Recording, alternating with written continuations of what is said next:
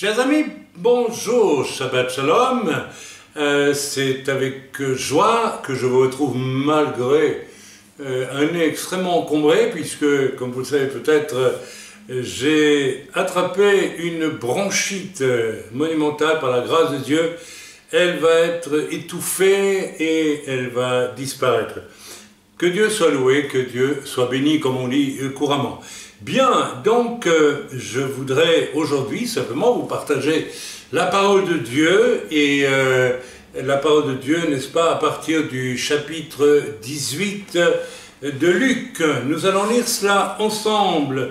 Chapitre 18, ce fameux passage qui m'a souvent troublé, parce que si on le lit au premier degré, bon, ok, on en tire des conclusions qu'il faut tirer, à savoir qu'il faut persévérer.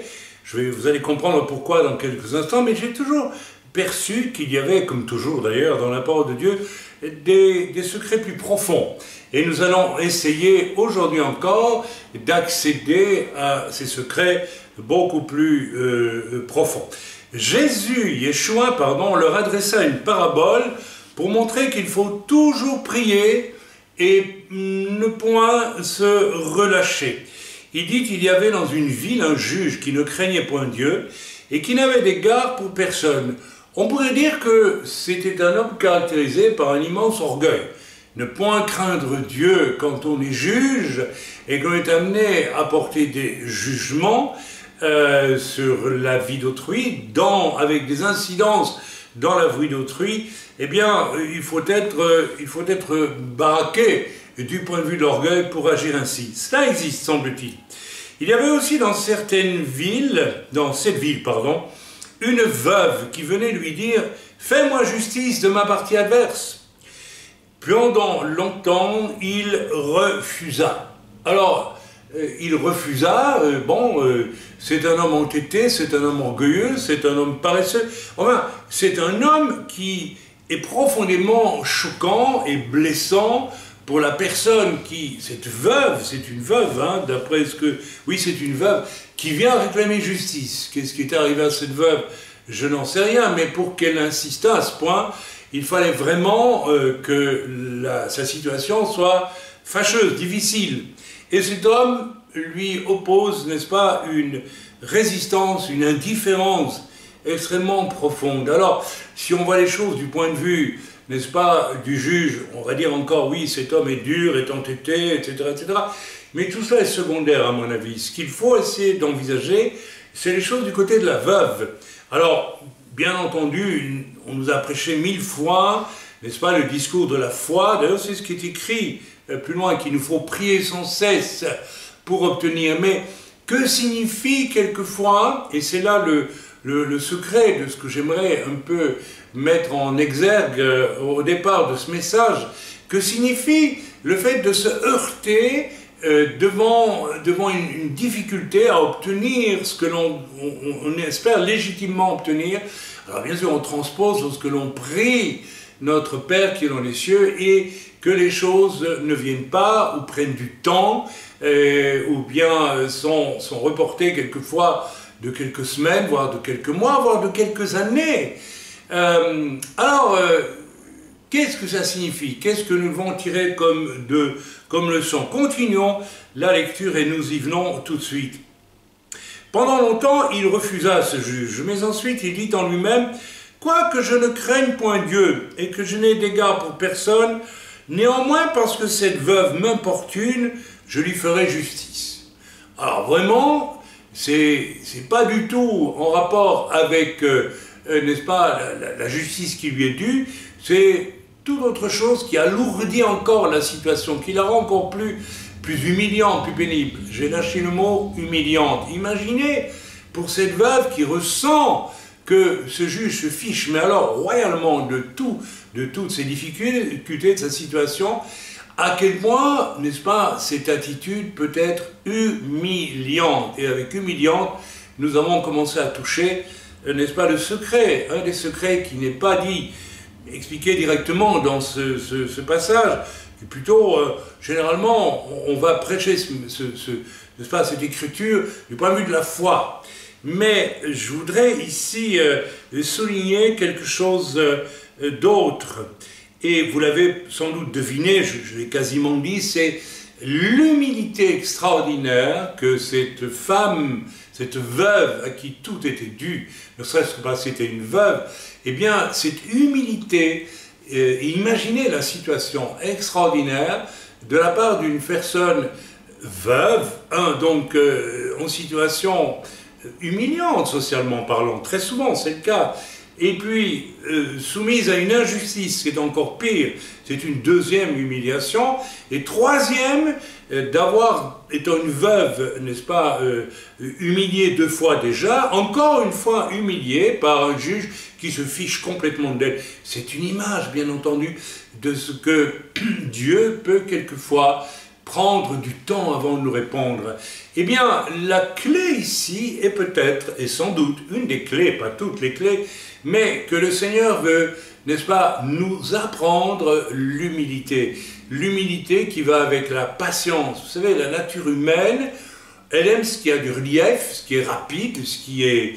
Voilà, j'ai été pour ma part dans le monde un artiste, et ma préoccupation était de trouver rapidement, si possible avec du talent, pourquoi pas un peu de génie, pourquoi pas, hein, on peut essayer d'en avoir, n'est-ce pas, des choses qui ont du relief, qui sont immédiates, n'est-ce pas, fortes.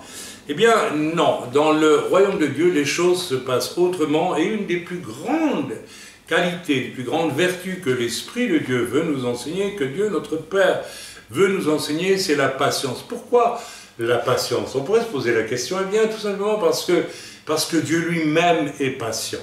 Et si nous voulons que Dieu nous rejoigne et que nous puissions le rejoindre, il nous faut avoir la même vertu que celui qui essaie de nous rejoindre et qui veut nous rejoindre et qui nous a rejoints. À savoir, celui qui patiente avec nous quelquefois et très souvent d'une façon, et en fait toute notre vie, Dieu patiente avec nous en vue de nous mener à la mesure de la stature parfaite de Christ. Et pour nous y mener, Dieu développe une patience qui est quelque chose qui va avec l'amour, bien sûr, et qui va avec la foi aussi. Je crois que Dieu, quand on parle de la foi, on ne parle jamais de la foi de Dieu. C'est bizarre ce que je suis en train de vous dire. Dieu a-t-il la foi? Mais je crois que oui, Dieu a la foi en nous. Dieu ne nous a pas créés pour rater sa création et puis dire, bon ben tant pis, ça passe à pertes et profits. Non, il y a une espèce de puissance, de foi, quelque chose de positif dans le cœur de Dieu qui va avec son amour et qui implique aussi une patience infinie. Alors, on est habitué à vouloir rejoindre Dieu dans ce qui est rapide, immédiat, avec effet puissant, n'est-ce pas?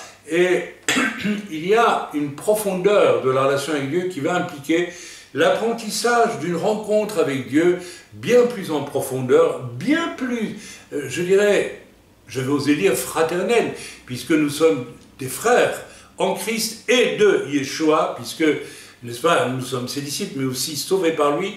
Il nous considère, pardonnez-moi, comme des frères, eh bien, des fils de notre Père dans les cieux. Il y a le désir de Dieu de développer chez nous un relationnel avec Dieu qui est beaucoup plus profond et qui implique l'apprentissage de la patience. C'est ici, je crois, probablement un des sens les plus profonds de ce passage. La foi pour obtenir, n'est-ce pas, voilà, je l'ai dit, ce qui me frappe ici, c'est l'humilité de la femme. Alors, frères et sœurs, nous sommes toujours surpris lorsque nous sommes véritablement nés de nouveau, nous sommes illuminés par la révélation de l'Esprit, parce que Dieu nous a fait passer dans le royaume de son amour et de son esprit, et c'est quelque chose qui nous bouleverse, et nous sommes évidemment aux premières loges d'une espèce de salut avec effet immédiat. N'est-ce pas? Toute personne qui accepte véritablement, avec humilité aussi, et j'aimerais peut-être faire une parenthèse avant de continuer. Le problème et je l'ai vu ces temps derniers chez certains adultes qui ont été interpellés par Dieu pour vraiment naître de nouveau, parce que leur conversion ou leur adhésion culturelles au christianisme ne les avaient pas amenés à ce point d'incandescence du salut. Et je les ai vus résister. Pour quelle raison? Eh bien, tout simplement parce qu'il manque d'humilité. Mes amis, l'humilité va avec les profondeurs des choses, avec ce qui se fait parfois dans la lenteur, dans la profondeur, et qui n'est pas nécessairement de l'ordre des choses visibles. Et j'ai constaté que ces personnes qui résistent par orgueil à cet appel au salut, eh bien, sont des gens hyperactifs, généralement, ou des gens très peu portés à la patience, mais qui considèrent l'espace-temps de leur existence comme un agenda qu'il faut remplir à tout prix de toutes sortes de choses. L'une étant accomplie, on commence à peine accomplie, ou même pas accomplie, on commence déjà à investir dans la suivante. Cette hyperactivité que tant de personnes peuvent avoir aujourd'hui est le signe d'un grand orgueil, en fait, d'un très très grand orgueil. C'est un signe de notre temps qui est hyperactif et qui veut vivre, n'est-ce pas, des choses sans aucune profondeur dans une relation avec Dieu. Et j'insiste, la véritable évolution d'un croyant, n'est-ce pas, après un temps d'émerveillement et de choses rapidement acquises, et c'est tant mieux, c'est le signe de l'amour et de la prévenance de Dieu à notre égard. Mais ensuite, Dieu veut approfondir, n'est-ce pas, la relation. Vous savez, toute relation, même humaine, doit passer par cet apprentissage de l'humilité, de la patience. Je suis marié, ma femme est mariée, elle est en face de moi, en train de, n'est-ce pas, s'occuper de la caméra. Eh bien, nous savons tous les deux très bien ce que signifie, n'est-ce pas, les premiers temps du mariage, les premières années où tout est immédiat, où tout est, n'est-ce pas, et même réclamé, je veux dire, une espèce d'immédiateté à tous égards, etc., avec des tribulations que ça implique. Paul nous en a prévenu dans l'Écriture. Et un jour, on commence à se rendre compte que, ne serait-ce que parce que l'on vieillit, il faut s'installer dans une autre dimension qu'on découvre soudain infiniment moins habitée de toutes sortes de choses, mais infiniment habitée de paix, de profondeur, de calme et de quelque chose d'infiniment patient et humble l'un en face de l'autre. Et mes amis, je vais vous dire quelque chose, si j'avais su que cet état d'être pouvait exister, auparavant, j'aurais fait tout pour le rejoindre bien plus tôt, parce qu'en réalité, oui, alors on va appeler ça le temps de la sagesse, mais vous savez, j'aimerais qu'on ne se contente pas de petits mots comme cela, bien faits, rapides, mais que l'on réfléchisse à cela, n'est-ce pas? Est-ce que nous comprenons, n'est-ce pas, que Dieu, bien sûr, veut nous révéler dans une immédiateté son amour lorsque nous venons à lui, mais ensuite il veut nous amener dans quelque chose de beaucoup plus profond. Parce que vous savez, pour pouvoir prier comme Dieu veut que nous prions, par exemple, nous devons pouvoir accorder nos violons, si j'ose m'exprimer ainsi. Que Dieu me pardonne. Et mon épouse a préparé un verre d'eau en cas de hockey, eh bien, je prends mon verre d'eau, Père, bénis cette boisson au nom de Yeshua. Amen. Je disais donc que, comme dans un orchestre, il faut accorder les violons. Et si le violoncelle, on pourrait dire qu'il représente Dieu, pourquoi pas, n'est-ce pas, avec cette voix de basse et qui revient de très loin et qui va très loin, n'est-ce pas, une image un peu de l'éternité quelque part, eh bien, ne s'accorde pas avec le violon, qui est un instrument beaucoup plus vif, pour jouer dans le même ton. Je ne suis pas musicien, mais j'imagine, eh bien, il va y avoir des couacs. En tout cas, il n'y aura peut-être pas il y aura couac, non seulement il y a couac, mais il y aura ce fameux, je dirais, un discours, un échange à la française. Vous savez ce que ça veut dire, un échange à la française? C'est lorsque vous mettez 4 personnes autour d'une table et que personne n'écoute personne parce que tout le monde n'a qu'une préoccupation. C'est non pas de discuter du sujet, mais de démontrer tout le temps et à tout moment que l'on a raison. Alors, vous voyez, on n'y est pas du tout. Et beaucoup de chrétiens sont comme ça avec Dieu aussi. n'est-ce pas? Nous avons cette tendance, surtout les amis français, vous avez cette pulsion en vous de vouloir toujours avoir raison, de vouloir toujours trouver la chose qui... Vous voyez ce que je veux dire? J'ai connu cela lorsque je séjournais en France, j'étais très étonné par cela, et quelque part on rencontre un petit peu cet état d'esprit, dans les milieux américains aussi, j'ai remarqué, n'est-ce pas, où il faut, n'est-ce pas, paraître vite, fort, soudain. Je me rappellerai toujours de ce prophète américain qu'on m'a fait rencontrer aux États-Unis, dans l'État de New York, il y a bien des années. Alors on nous a emmenés à plusieurs pasteurs dans un immense steak grill. Vous savez, cet endroit où vous mangez des steaks larges comme 4 fois mes mains, donc vous voyez ce que ça veut dire, et peut-être même 5 fois mes mains, et épais de 7 à 8 cm, n'est-ce pas? Et l'on m'a assis à côté de ce prophète, et ce prophète m'a salué. On l'avait prévenu que, voilà, il venait un serviteur de Dieu aussi, et j'étais reconnu comme prophète à l'époque aussi, bref, passons. Et il me salue en me disant « Hi », n'est-ce pas, dans son magnifique américain, il me dit « I am the first sender of books ». Je suis le premier vendeur de mes livres aux États-Unis. Intérieurement, j'ai pensé immédiatement, mais mon cher ami, je m'en fiche complètement, parce qu'effectivement, qu'est-ce que tu veux que ça me fasse? Franchement, c'était... Donc, et j'ai opposé, non pas par méchanceté, ni par impolitesse, mais par impuissance, un regard silencieux à mon correspondant qui était assis à côté de moi, et je me suis tourné vers mon steak et je l'ai mangé en réfléchissant, je me dis, mais qu'est-ce que je peux lui répondre? Si ce n'est que je m'en fiche complètement. Voilà, c'était une anecdote dite en passant. Alors je suis persuadé, parce que j'aime cet homme, et je le connais. Il a été vexé, évidemment, puisque je n'ai pas réagi en jouant à la comédie du « Ah bon, formidable, ah là là, comment faites-vous? Expliquez-moi, comment Dieu vous a-t-il conduit pour en arriver là ?» Enfin, vous voyez ce que j'aurais pu dire.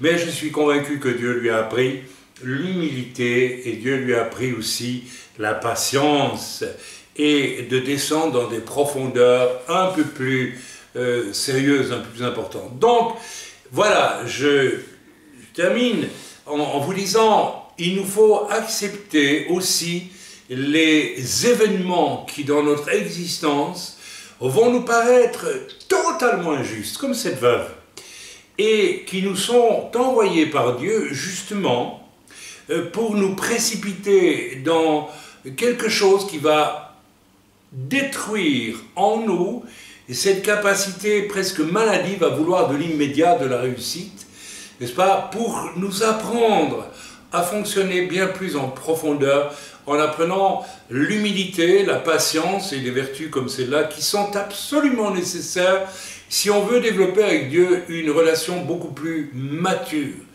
Et je pense que à la fin de sa vie, un véritable croyant, un véritable serviteur doit arriver peut-être, probablement, en tout cas moi je le sens poindre dans ma vie très clairement, à cette espèce d'état où on ne fait plus rien, si ce n'est se réjouir de sa relation avec Dieu, et dans cette relation pleine de profondeur, de silence. Quand je dis le silence, attention, je ne suis pas un moine, hein, d'ailleurs vous le voyez bien, mais je parle d'un silence intérieur. Il faut que le Seigneur puisse faire grandir en nous ce silence intérieur qui accueille Dieu, qui lui aussi se tait énormément en attendant que nous arrivions à connecter avec lui d'une façon plus profonde. Alors j'ai connu pour ma part des épreuves extrêmement rudes, extrêmement pénibles, extrêmement douloureuses, je ne m'en cache pas, n'est-ce pas? Tout le monde connaît, et beaucoup s'en sont servis pour en remettre une couche, et c'était probablement permis par Dieu dans le but de m'apprendre la patience. Eh bien, tout le monde connaît le drame que j'ai connu avec cette chrétienne qui en fait un don en Belgique, a abandonné la foi, s'est mise en concubinage et a réclamé ce don en déclarant devant une commission, n'est-ce pas, belge, à l'époque, ça va faire 30 ans maintenant, mais des choses absolument mensongères, et vous savez, c'est très rude de s'entendre accuser de choses fausses, mensongères et vulgaires aussi, quand on connaît la vérité, qu'on connaît aussi la vérité de cette personne, c'est extrêmement pénible, extrêmement dur, d'autant plus qu'à l'époque, bien sûr, je n'ai pas été convoqué devant cette commission pour, n'est-ce pas, donner mon avis. Alors, j'ai vécu avec cette espèce de blessure profonde et cette personne, en plus, s'est empressée d'aller, n'est-ce pas, exciter, n'est-ce pas, d'autres personnes, enfin bref, et tout cela m'a entraîné dans des situations d'une profonde injustice, injustice qui a été d'ailleurs confirmée, je dirais, par des hommes de Dieu eux-mêmes. Vous savez, ce sont des épreuves extrêmement rudes, extrêmement difficiles. À d'autres moments de mon ministère, et j'en ai fait une dépression, je ne m'en cache pas, parce que je n'ai pas saisi ce que je devais retirer de l'épreuve. À ce moment-là, j'ai été trahi par de faux frères, n'est-ce pas? Je ne rentrerai pas dans les détails. Alors, finalement, je réalise aujourd'hui avec le recul qu'il est certain que j'étais quelqu'un de trop impatient par rapport, n'est-ce pas, au fait, non pas par rapport au fait que j'avais beaucoup reçu de Dieu, car comme me l'avait dit un très vieux pasteur, n'est-ce pas, dans les premiers mois de ma conversion, tu as beaucoup reçu de Dieu, mais fais bien attention, ce n'est pas la façon dont tu démarres qui compte, c'est la façon dont tu finiras. Alors, cela m'était rentré dans la poitrine, c'était un pasteur belge, un vieux pasteur anglais, pour lequel j'ai gardé un profond respect, et qui m'a dit cette chose qui m'est rentrée si profondément, au fond de moi-même, sans que je devine pourquoi ça m'impressionnait si profondément. En fait, Dieu était en train de me parler, était en train de me dire, entre le moment de ton début de ministère et la fin, tu vas devoir apprendre autre chose que ce que ta culture occidentale, peut-être même de juif, t'a légué, non pas tellement de juif, mais d'occidental t'a légué, c'est-à-dire l'immédiateté. Et j'ai évolué, et c'est une des raisons pour laquelle j'ai pris du recul aussi avec beaucoup de milieux évangéliques qui affectionnent ce côté immédiateté, réussite, voilà, vous comprenez ce que je veux dire. Alors finalement, comment est-ce que Dieu fait justice? Alors, Dieu ne fait pas toujours justice comme on l'aimerait, mais Dieu fait justice. Et je méditais hier ou avant-hier en préparant ce message, comment Dieu m'a-t-il fait justice? Parce que jusqu'à ce jour, ces déclarations de la commission CISEC sur des positions absolument mensongères et fausses, hypocrites même de cette personne, et elle est toujours là, cette déclaration. Et vous savez, il suffit d'aller la chercher et on la trouve sur Internet. C'est horrible, c'est toujours là. Donc Dieu, jusqu'à aujourd'hui, et pourtant j'ai prié, nous avons beaucoup prié, et Dieu n'a pas agi. Donc Dieu a maintenu cette chose expressément pour que je sois dans la position de la veuve qui réclame et qui doit le faire avec une humilité totale. Rappelez-vous de l'histoire de la veuve au départ. Elle est veuve, c'est humiliant socialement parlant, ça l'est très souvent. Elle est victime d'une injustice, deuxième humiliation. Troisième humiliation, le juge la méprise et la traite comme, n'est-ce pas, à 3 fois rien, 3 fois humiliée, n'est-ce pas, et il y a là un discours de Dieu. Tu as besoin d'apprendre l'humilité et la patience. Alors comment est-ce que Dieu fait justice? Eh bien, d'une manière très étrange, j'ai réalisé, n'est-ce pas, en préparant ce message, que si j'avais été trahi, mais vraiment trahi par une fausse sœur, de fausses sœurs, et des Jézabel que j'ai croisées en long et en large au cours de bien des années, jusque dans des ministères, entre guillemets ministères, je n'ai pas peur de l'affirmer, n'est-ce pas, parce que l'autoproclamation et le vrai ministère sont deux choses différentes. Bref, eh bien, malgré toutes ces injustices que l'on peut croiser et les infidélités patentes, évidentes, de certaines personnes, que ce soit des serviteurs qui vous trahissent allègrement tout en vous disant être vos amis, ou bien, n'est-ce pas, cette femme, eh bien, j'ai dû constater, eh bien, c'est merveilleux parce que Dieu m'a donné, mais des frères et des sœurs d'une fidélité remarquable. D'abord, j'ai une épouse qui est un modèle de fidélité, et qui est là en face de moi, et je veux dire, plus béni que cela en tant qu'époux, je n'ai pas honte de le dire parce que c'est vrai, eh bien, on ne peut pas l'être, voilà. Et j'ai autour de moi, dans l'œuvre, des gens fidèles, extrêmement fidèles, et dont certains expriment leur fidélité avec un amour et presque une passion spirituelle à mon égard, dont je dois reconnaître que c'est une réparation de Dieu, quelque part dans ma vie. Donc finalement, cette affaire de la commission anti-secte ne sera jamais réglée. Les trahisons de ces faux frères ne seront jamais gérées, puisque nous avons essayé, nous avons écrit, et nous avons obtenu en retour parfois des courriers d'une méchanceté inouïe.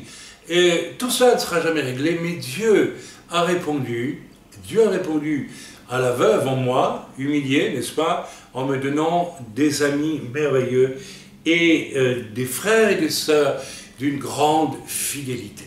Je bénis donc le Seigneur pour cela. Voilà, donc nous lisons à présent au verset 10, j'espère que je ne m'égare pas.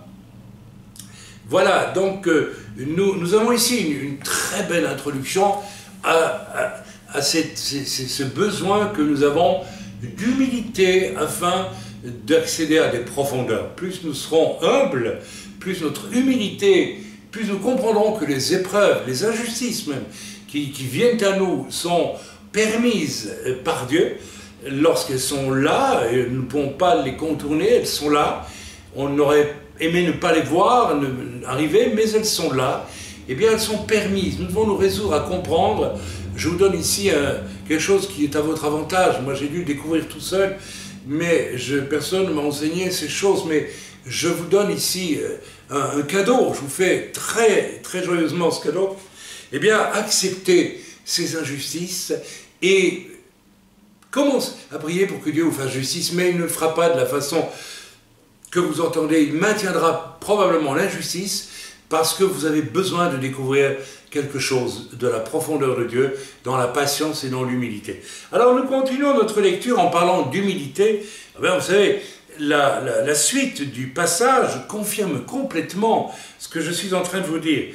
Alors, verset 9, il dit encore cette parabole en vue de certaines personnes se persuadant qu'elles étaient justes et ne faisant aucun cas des autres. Vous voyez, nous sommes si facilement enfermés dans l'idée que nous sommes justes et qu'à partir de ce moment-là, nous ne faisons pas cas des autres. Il y a peut-être cela aussi. Peut-être que la chose la plus importante que Dieu veut nous apprendre en permettant des épreuves, y compris la maladie peut-être, c'est peut-être de nous ouvrir un peu plus à l'autre, aux autres qui sont à nos côtés. Vous savez, il y a une effroyable, je dirais, tentation que Dieu va faire tout pour briser, empêcher dans notre vie. C'est celle du succès à travers le ministère. Et j'ai vu ça de long en large pendant toutes ces années où j'ai servi le Seigneur. Et c'est dans la nature humaine. La nature humaine aime être reconnue, aime réussir, aime être appréciée. Il y a un véritable, je dirais, comment on peut dire ça, un pressbook. Quand j'ai travaillé dans ma jeunesse dans un studio de mode, de photos pour mode à Bruxelles, eh bien les mannequins avaient ce qu'on appelle un pressbook. Là, se présentaient sur leur plus beau jour. Et alors voilà, on pouvait faire le choix du mannequin. Et parfois, j'ai l'impression que le milieu évangélique est un milieu où il y a des pressbooks, n'est-ce pas? On va choisir la vedette pour venir orner chaque dimanche matin ou quelquefois le samedi chez les messianiques, eh bien, le cadre de l'église. Alors on prend une vedette, et puis on en prend une autre, et puis une autre, et une autre. Et tout ça est puéril, tout ça est extrêmement puéril, parce que vous savez, voilà, c'est puéril, voilà, je l'ai dit. Je continue ma lecture. 2 hommes montèrent au temple pour prier. L'un était pharisien et l'autre publicain. Le pharisien debout priait ainsi en lui-même: « Ô Dieu, je te rends grâce de ce que je ne suis pas comme le reste des hommes qui sont ravisseurs, injustes, adultères ou même comme ce publicain. » Il y avait un publicain dans la synagogue, ah non, c'est au temple, pardon, eh bien dans le temple aussi, vous savez, les pharisiens et les publicains Ça ne se fréquentait pas. Les publicains étaient considérés comme des Untermensch, vous voyez, pas aussi consacrés que les pharisiens, redoutables discoureurs concernant la loi. Amen. Alors il continue, ce pharisien, il dit « Je jeûne 2 fois par semaine. Amen. Je donne la dîme de tous mes revenus. » Le publicain, se tenant à distance, n'osait même pas lever les yeux au ciel. Vous voyez ici, on entend en écho la veuve, hein, vous voyez, on entend en écho la veuve qui insiste, mais qui, voilà, elle sent que c'est pas évident pour elle. Eh bien, il n'osait même pas lever les yeux au ciel, mais il se frappait la poitrine en disant « Ô Dieu, sois apaisé envers moi qui suis un pécheur. » Je vous le dis, celui-ci descendit dans sa maison, justifié plutôt que l'autre, car quiconque s'élève sera abaissé, et celui qui s'abaisse sera élevé. Mes amis, l'épreuve est presque toujours, si pas toujours en fait, permise par Dieu, afin que nous ne nous élevions pas. Et j'arrive à me poser des questions avec certains, je dis honnêtement, hein, tel que je le pense, certains prédicateurs à succès, mais à succès très étrange quand même, quand on observe.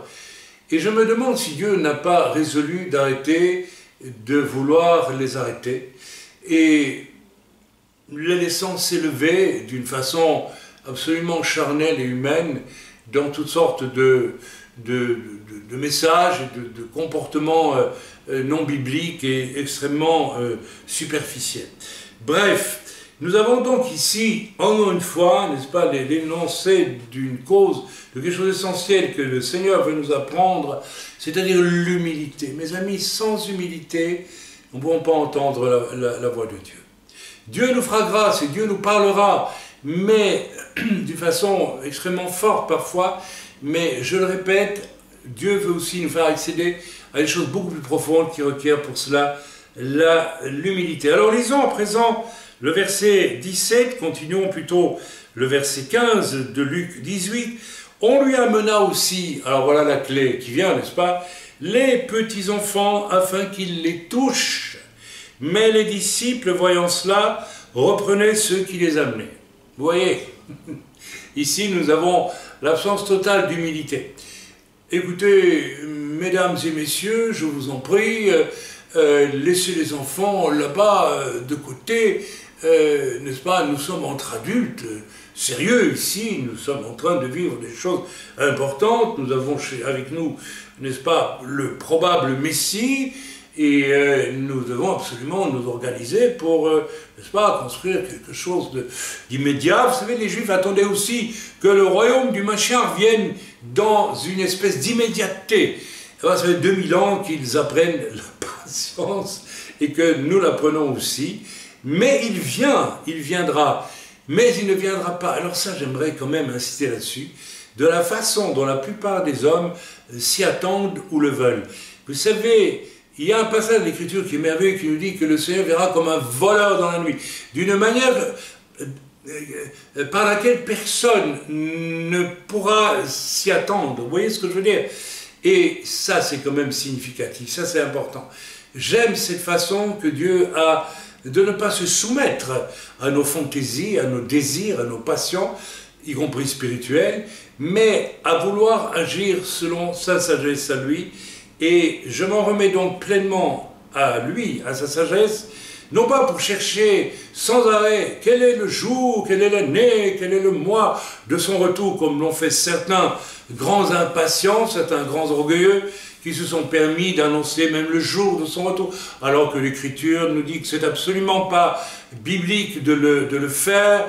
Et puis, bien sûr, ce jour n'étant pas venu, ils ont annoncé par toutes sortes de circonvolutions, n'est-ce pas, ridicules, eh bien, qu'ils s'étaient trompés et qu'en réalité, c'était le jour après, ou bien une semaine après, et ainsi de suite. On a connu tout cela encore récemment. Il n'est pas nécessaire de nommer de nom. Moi, j'aime ce désir qu'a Dieu de briser en nous toutes ces attentes beaucoup trop événementielles et qui n'ont finalement rien à voir avec l'essentiel qui est pour Dieu d'établir avec nous une relation en profondeur. Alors, ces orgueilleux disciples, n'est-ce pas, vont offenser le Maître.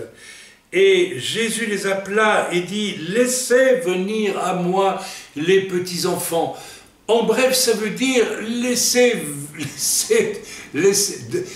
j'essaie de faire de vous des petits-enfants.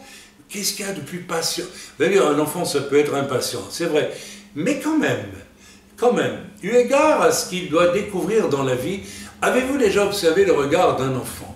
C'est plein de patience et d'une certaine humilité parce qu'il n'y comprend rien. Et il doit découvrir. Et je pense que c'est un peu à cela que le Seigneur nous conduit. Alors, c'est très, très étonnant. Dieu nous conduit à ne rien comprendre. Eh bien oui, il veut nous conduire à ne rien comprendre, pas nous-mêmes, mais à nous laisser rentrer toujours plus profondément dans un royaume, dans un domaine où c'est lui qui parle, où c'est lui qui fait le violoncelle, et ce n'est pas moi qui joue l'harmonica. Vous voyez, il y a une grande différence. J'espère que vous me comprenez, j'espère que vous me suivez. Alors, Jésus les appela et dit, « Laissez venir à moi les petits-enfants, et ne les en empêchez pas, car le royaume de Dieu est pour ceux qui leur ressemblent. Je vous le dis en vérité, quiconque ne recevra pas le royaume de Dieu comme un petit enfant n'y entrera point. » Amen. Voilà, j'arrive pour une fois assez rapidement au terme de mon message et je vais donc résumer un petit peu. Le Seigneur a besoin d'établir en nous, n'est-ce pas, pour recevoir le royaume de Dieu. En fait, le royaume de Dieu, c'est peut-être aussi cette relation très profonde que le Seigneur cherche à avoir avec nous et dans laquelle après il fait ce qu'il veut. Il dicte la partition lui-même. Nécessite de l'innocence, un amour de la vérité, de la fidélité, de l'humilité, et bien sûr l'humilité étant enfin une idée toute relative de soi, et d'abord et avant tout. Amen. Alors attention, quand je parle de vérité, n'est-ce pas, je suis quelquefois un peu assez fatigué, assez étonné, n'est-ce pas, de ces gens qui cherchent toujours à prouver qu'ils détiennent la vérité à partir des Écritures, mais qui, lorsqu'on les observe vraiment, lorsqu'on prie, lorsqu'on les regarde avec ce que le Saint-Esprit nous fait percevoir au fond de nous-mêmes, nous font penser que la vérité ne les habite pas. Alors mes amis, on peut parler de vérité et être absolument hypocrite, par exemple. Vous savez, j'ai parlé hier dans le message du mal lorsqu'il nous approche. Et un des domaines où le mal nous approche le plus, parce que c'est un domaine redoutablement difficile à contrôler une fois qu'il est libéré, c'est celui de la médisance, ou pire, de la calomnie, lorsqu'elle vient à nous. Si nous ne stoppons pas ces choses, eh bien nous péchons. Donc j'en ai parlé hier, je ne reviens pas dessus, vous avez entendu le message hier, et je m'en réjouis. Frères et sœurs, que penser d'une personne qui cherche sans arrêt la vérité ou prétend vouloir axer toute sa vie sur l'étude de la parole? Alors c'est très très bien, mais qui n'est pas habité par la vérité. C'est extrêmement dangereux. Nous sommes là très proches du pharisien, n'est-ce pas, qui dit, voilà, moi je suis parfait, etc., etc., etc., j'accomplis toutes les mitzvot, je respecte la loi, je fais ceci, je fais cela, mais intérieurement, je ne suis pas dans la vérité. La vérité, finalement, au fond, c'est toujours la même chose. Aime ton prochain comme toi-même. Ne fais pas à l'autre ce que tu ne voudrais pas qu'on te fasse à toi. Bien, donc, je jette un œil sur mes notes ici. Alors, mes amis, attention, parce que, comme je l'ai écrit dans la suite du message, un peu plus loin, parce qu'il n'est pas complètement fini, contrairement à ce que je vous ai dit, eh bien, nous n'avons qu'une vie à vivre, et nous devons faire attention à, n'est-ce pas, ce besoin de vérité. Et bénissons Dieu s'il nous réserve des épreuves qui vont nous obliger à quoi? Soit à nous décourager et à retourner, peut-être à abandonner, n'est-ce pas, notre relation avec Dieu, que sais-je, qu'à Dieu ne plaise. Ça ne peut pas arriver si nous sommes vraiment les nouveaux. Mais Je me pose parfois la question, est-ce qu'il n'a pas manqué à certains serviteurs même des épreuves solides qui leur auraient permis d'apprendre les profondeurs de Dieu et notamment de vivre dans la vérité. Je vais vous raconter un petit témoignage qui m'a longtemps encore blessé, traumatisé et aussi appris, une fois encore un peu plus, la patience et l'humilité. Il y a quelques années, un homme de Dieu très connu m'a invité chez lui parce qu'il avait lu deux de mes livres en disant que c'était un travail remarquable. Il m'a dit, de mon livre sur le couple notamment, que ce que j'avais écrit là, c'est ce qu'il avait cherché à écrire toute sa vie sur le sujet et qu'il n'avait pas pu écrire, n'était pas arrivé à formuler. Alors, venant d'un aîné, c'était un frère assez âgé déjà, eh bien, c'était extrêmement encourageant pour moi. Et peu de temps après, cet homme voulait, en plus, n'est-ce pas, pour une réédition, écrire une préface extrêmement avantageuse pour ce livre et un autre d'ailleurs, et voulait me présenter aussi, n'est-ce pas, tout un ensemble d'églises afin que j'y relâche mes messages sur ces sujets. Et puis il a reçu un courrier, bien devinez de qui? Eh bien de cette femme de Belgique qui a quitté la foi et qui a voulu récupérer, n'est-ce pas, un don en inventant toutes sortes de mensonges contre moi. Et une autre personne, ameutée par cette même femme, qui a écrit à cet homme de Dieu, qui n'avait rien à perdre dans l'affaire, lui, un courrier que j'ai vu et dans lequel il y avait au fond un chantage implicite du style « Si vous écrivez une préface pour le livre de cet homme, eh bien je vous détruis » ou quelque chose du genre, ça veut dire « je vous déclare la guerre ». Nous étions là en face de Jézabel, ni plus ni moins. Le résultat des courses, c'est que cet homme, qui n'était à mon avis pas vraiment habité d'un esprit de vérité, a changé du jour au lendemain de comportement à mon égard, non pas parce qu'il y avait quoi que ce soit de répréhensible chez moi, mais parce qu'il a eu peur.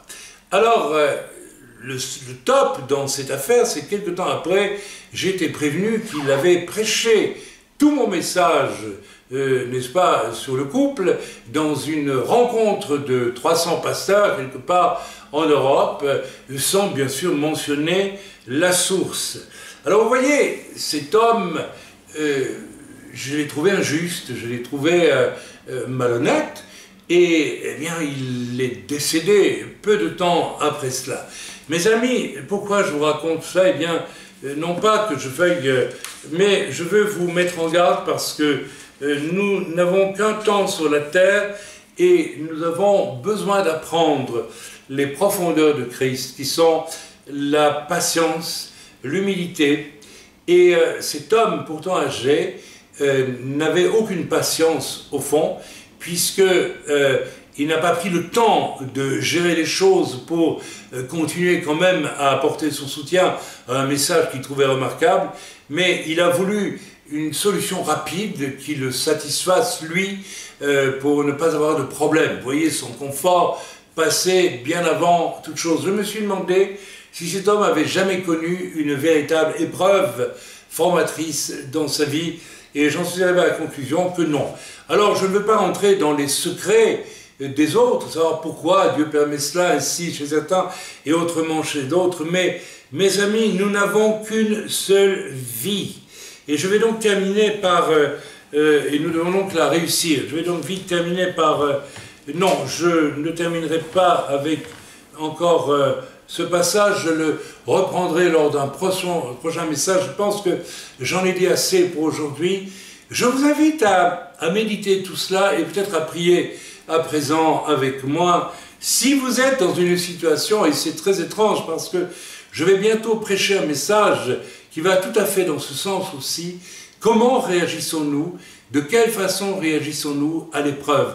Comment est-ce que nous réfléchissons, n'est-ce pas, à ce qui se passe quand l'épreuve est là, que nous ne pouvons pas l'éviter, et qu'elle nous abat, qu'elle nous fait mal? Eh bien, voilà, je vous ai donné le secret, c'est que Dieu le permet, parce que Dieu veut nous apprendre l'humilité de la veuve. Cette veuve, 3 fois humiliée, qui néanmoins persévère par la foi et obtient finalement réparation. Je vous l'ai dit, j'ai été humilié dans mon service et j'ai obtenu réparation d'une façon absolument extraordinaire. Je veux ici saluer d'ailleurs les frères et sœurs merveilleux que j'ai autour de moi dans l'œuvre, que ce soit, n'est-ce pas, en Israël, que ce soit en Afrique, que ce soit, n'est-ce pas, en Europe, qui sont pour la plupart, à 90%, 99,9%, des gens fidèles. Et c'est assez extraordinaire. Je tiens ainsi, en passant, à les remercier. J'aimerais prier avec vous aussi. Vous sentez que vous êtes peut-être concerné.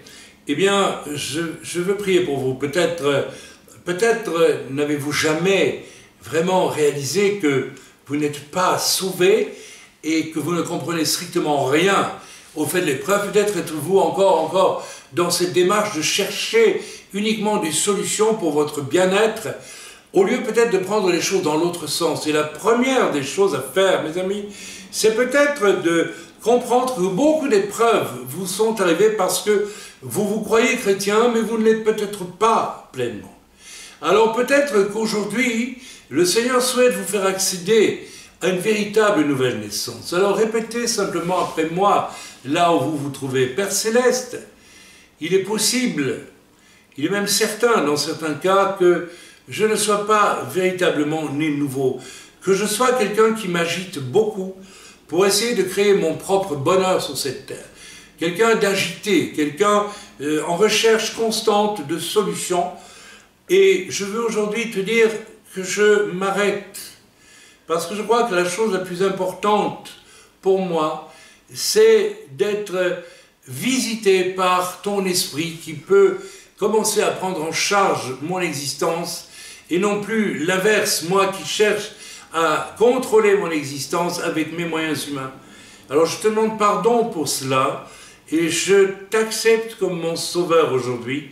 Je t'accepte comme mon Seigneur aujourd'hui. Je t'en supplie, sauve-moi et fais-moi comprendre les profondeurs de ton amour à travers le message qui vient d'être donné. Si maintenant vous êtes croyant et que vous êtes confronté à une épreuve extrêmement dure, difficile, et elle ne manque pas pour celui qui marche vraiment sur les traces du Maître, eh bien, j'ai envie de prier pour vous et de prier comme ceci. Père, au nom de Yeshua, tu connais l'épreuve, puisque tu la permets de la personne qui est en train de m'écouter en ce moment. Et je te demande simplement de lui apprendre à accepter l'épreuve, puisqu'elle est inéluctable et qu'elle est là, et que ce frère ou cette sœur cesse de lutter, comme je l'ai fait moi-même en vain pendant tant d'années, pour régler, pour dégager cette épreuve qui est là et que tu as permis, mais que tu permettes à mon frère et à ma sœur de comprendre que tu es en train de faire une œuvre d'approfondissement dans sa vie pour lui apprendre à ce frère, à cette sœur, la patience, l'humilité, les profondeurs, cette espèce de silence avec Dieu qui va me permettre d'être plus en harmonie avec toi. Toi, Seigneur, qui es à ce point patient avec nous. Toi qui es le maître en matière d'humilité, n'est-ce pas? Toi qui as eu l'humilité et la patience la plus infinie à notre égard, depuis le temps où tu étais sur cette terre, depuis bien avant, et depuis bien avant notre venue sur cette terre, nous aussi. Merci, Père, de m'apprendre ces choses dont on vient de parler dans ce message. Dans le bon nom de Yeshua, soyez bénis, mes amis, soyez bénis, parce que tout ce qui nous arrive en tant que croyants est permis par Dieu et a pour but notre bénédiction, et nous devons apprendre à accepter les chemins par lesquels Dieu veut nous bénir, c'est-à-dire, en fait, nous rapprocher infiniment et profondément de lui, de sa personne, de la même façon qu'il s'approche profondément et intimement de nous dans l'épreuve, quand elle est inéluctable et que nous ne pouvons pas, n'est-ce pas, faire quoi que ce soit pour l'en empêcher. Soyez bénis dans le nom de Yeshua. Et Shabbat Shalom à tous. Amen.